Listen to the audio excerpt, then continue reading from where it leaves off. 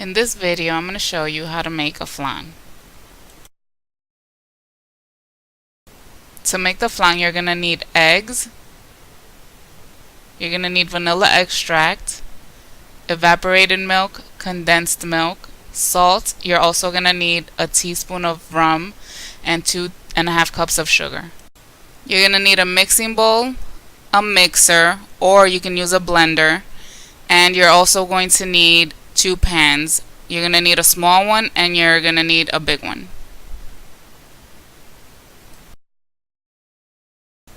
So the first thing you're going to want to do is put your 2.5 cups of sugar and 1 cup of water in a saucepan.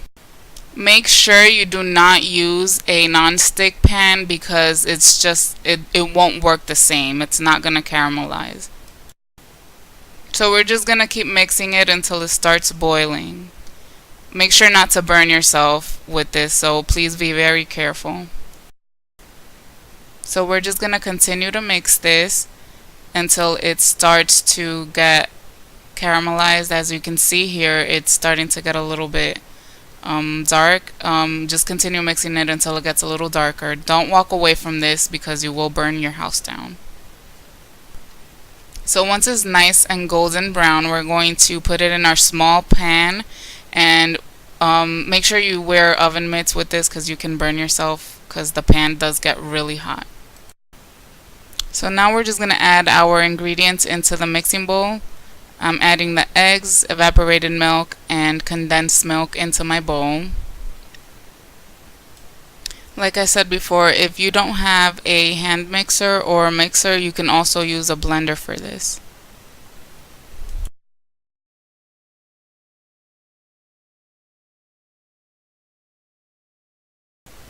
So now I'm adding a tablespoon of vanilla, half a teaspoon of salt, and a teaspoon of rum.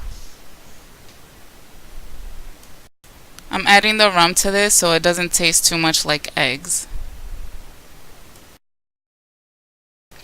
So now I'm just going to mix my mixture with my mixer. If you have a blender, you can use your blender. You want to start this off on low so that the mixture doesn't go everywhere. So by now the caramel should have hardened, and now you're just going to pour your flan mixture inside the bowl with the caramel.